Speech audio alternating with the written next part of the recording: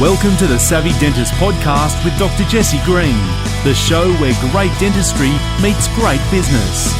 Listen in each week as we bring you an inspiring person who will share their story, ideas and business techniques to help you create a practice and a life you love. And now introducing your host, Dr. Jesse Green. Hey everyone, it's Jesse here. Welcome back to SavvyDentist.com and to the Savvy Dentist podcast. It is great to have your company for another episode of the show. Now, as I'm recording this, it is early December, and that means Christmas is just around the corner. And we all love Christmas because it's a time of relaxation, it's a time of family, it's a time of, kids and excitement with Santa and all that good stuff.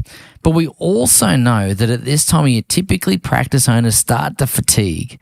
And what happens is when people start to fatigue is they're kind of looking forward to the break so much that they're kind of limping to the finish line.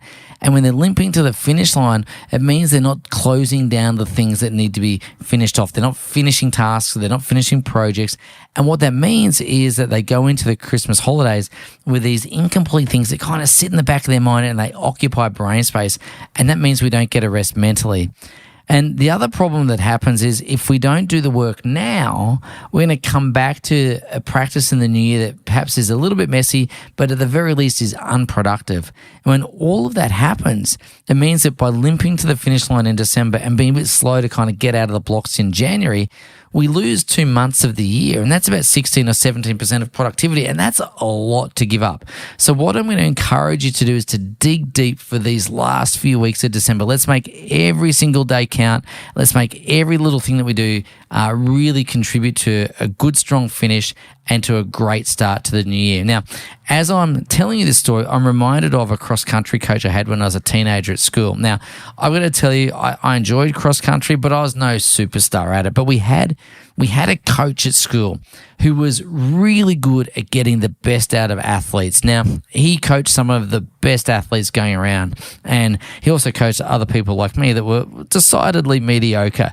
But even with mediocre athletes like me, he was able to get more out of me than I would have got out of myself. And he had a couple of key expressions that I want to share with you to set the scene for what we're talking about today.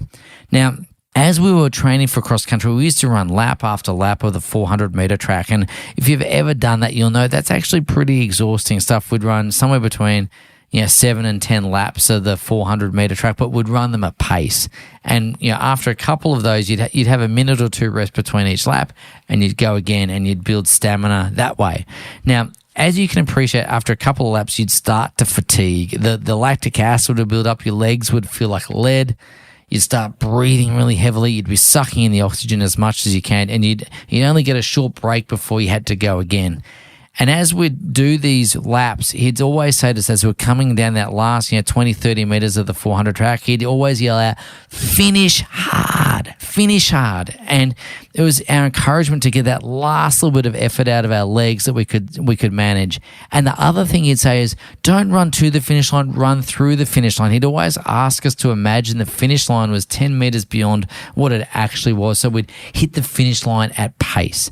Now, the whole idea of this is that's exactly what we want to do at this time of year with our practice. We want to hit the finish line at pace.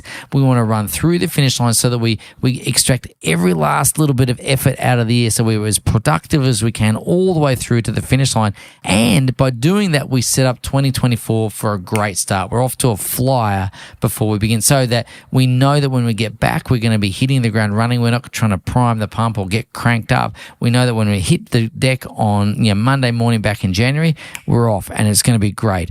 Now, there's a few key things that allow us to do this. Now, the first thing we need to be able to do is we need to be able to finish incomplete tasks. We need to have a really good system of identifying those tasks and prioritizing which ones to do now between the end of the year. Now, when it comes to incomplete tasks, as I said, if we don't start closing some of these loops down, it's going to be like that kind of open loop that you would have had in the soap operas, of the day, if you ever watched them. Now, when I was a kid growing up, I really loved watching Batman and Robin, the old Batman series with Adam West and I think it was Bert someone or other who played Robin. But anyway, at the end of the show, you always needed to find out was Batman going to meet a grisly end at the hands of the Joker or the Penguin or whoever it was. And they'd always say, stay tuned on the same bat time on the same bat channel. And it was like an open loop. They were deliberately opening a loop so that it would rattle around in our brain and keep us engaged with it. Now, here's what I know is if we go to the holiday period with too many open loops, we're just not going to rest. We're going to be thinking about and ruminating about these things that need to be done and holding this in our brain. And what I know is if we don't rest mentally, we're going to come back and not be at our best for 2024. So if we're going to make 2024 the best year ever, which totally we can, we need to make sure we're well rested by the time we get back. So the way to do this is to identify the incomplete projects or the incomplete tasks that you have.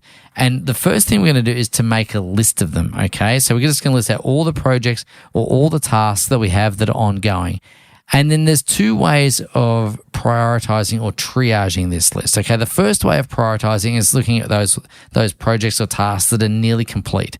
All right, so if you've got a project or a task that's kind of 95% complete, you're going to go, it's only a small amount of work for me to actually finish that thing and then to close the mental file and put it to bed, right? So if you're nearly finished something, obviously finish that off first. If those things are nearly done, get those things done and then, you're good, right? Now, if you've got other things that are in a greater state of incompleteness, if that's a word, I'm not even sure if that's a word, then what we're going to do is we're going to create an impact and ease filter, right? We're going to then put a grid together. We're going to have a vertical axis and a horizontal axis. And on the horizontal axis, we're going to have ease of getting it done. And on the vertical axis, we're going to have the impact of getting done. So ease is how easy is it for me to do? The impact is this going to make a big difference in a positive sense for the practice, right? And so then what we're going to do is we're going to look at those tasks, we're going to look at those projects, and we're going to plot them on that particular graph. And you'll end up with a bit of a scatter plot. And clearly the things that we want to do first are those things that are relatively easy to do and have an impact in a positive sense on the practice. So that would be in the top right-hand quadrant, basically, right? So we're going to look at those things and go, great, these are the things we're going to focus on. Now, you might not be able to get through them all, and that's totally okay if you can't, but identify the things that are going to have the biggest impact and the easiest to do, okay? So that's the first way of triaging, and the other way, as I mentioned, is the percentage completeness. Now, if it's a simple task, obviously you can just tick that off. But if you're thinking about projects or things that have multiple tasks or subtasks within them, you're going to need to break that down. And you're going to need to break that down into what's the first thing, the second thing, the third thing that needs to be done. And then between now and Christmas, put a bit of a timetable in place and go, okay, in this week I'm going to do, steps 1, 2, and 3. Next week I'm going to do steps 4, 5, and 6, and so on and so forth. And so that way you can plan out what you got to do. You also need to know, who else can help you with this. So it's not just what do I need to do, but who can I get to help me with these things and how can I accelerate my progress that way? So that's the first big thing is let's complete the incomplete things in your practice and close those mental loops. Now, the second big idea is to make sure that we come back to the practice in the new year with the whole year or at least the first quarter pretty much mapped out. And what that looks like, it's a bit like when you go to work in the week. I remember in the Navy, when I was a dentist in the Navy, I'd do all my laundry over the weekend, and for the week I'd have all my Navy uniforms ironed. I'd have shirts, I'd have trousers, I'd have shoes shined, all that sort of stuff ready to go. So my wardrobe looked like a series of iron shirts and a series of iron trousers and shoes ready to go, etc., etc. And that's kind of what we want, is we want your year to be preloaded. And what that allows you to do is just to keep on moving through. It allows you to keep on working. So in the dental sense, what that really means is we want to make sure your appointment book is structured and that we're continuing to diagnose treatment now for the new year, so that when you come back in January, you don't just have full appointment books, you've got productive appointment books. And there's a big difference between busy and being productive. And so what I know is that as people fatigue, as they approach the finish line, their ability or their desire to diagnose seems to fall off a cliff. And I think when you're tired, your diagnosis goes down. Now, I don't know about you, but I've certainly experienced that. So what I'm going to say is we've got to remember to do what's best for the patient. We want to diagnose comprehensively. We want to diagnose like they're our mum or our dad, and we're doing the best possible care.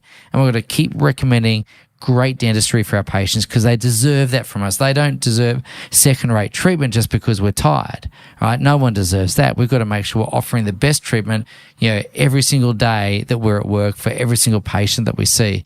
So what that means is if you see it, diagnose it, present it, basically, okay? If you can see it, offer it.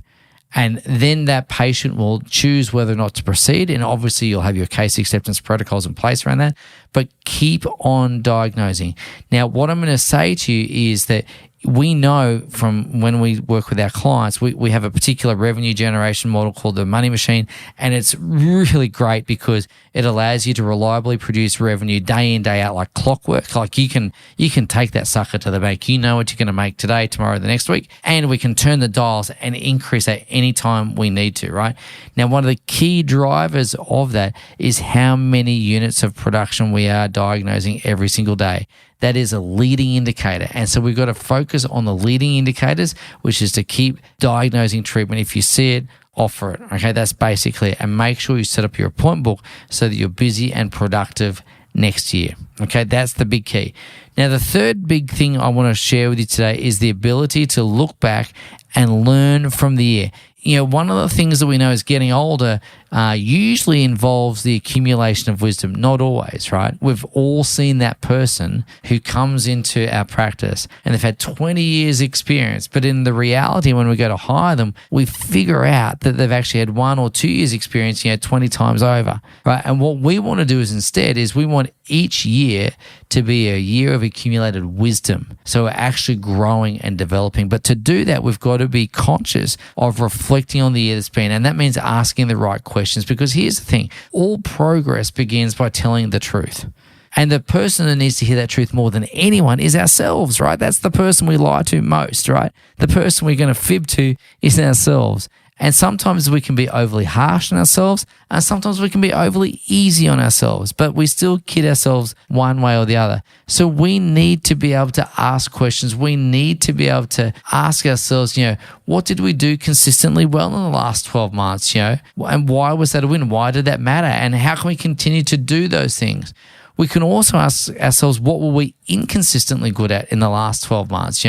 Where were we inconsistent? Why were we inconsistent? How can we become more consistent? And of course, we can ask ourselves, where did we get distracted throughout the year? Were we distracted by all the interest rate news and all the drama that's associated with that? Now, here's the thing. I'm going to share with you that drama keeps us poor and unhappy. We want to rise above drama. We want to make sure that we don't get distracted by drama, okay? So we've got to make sure we identify the things that distracted us. And I promise you, associated with that is going to be some degree of drama, okay? And then the next question you might want to ask yourself is, what did I learn about my practice and what did I learn about myself this year?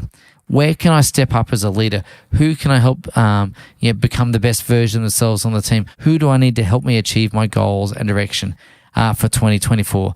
So as we round out this year, we know that Santa's getting ready to go and visit all the kids around the world. We know there's going to come and see you too.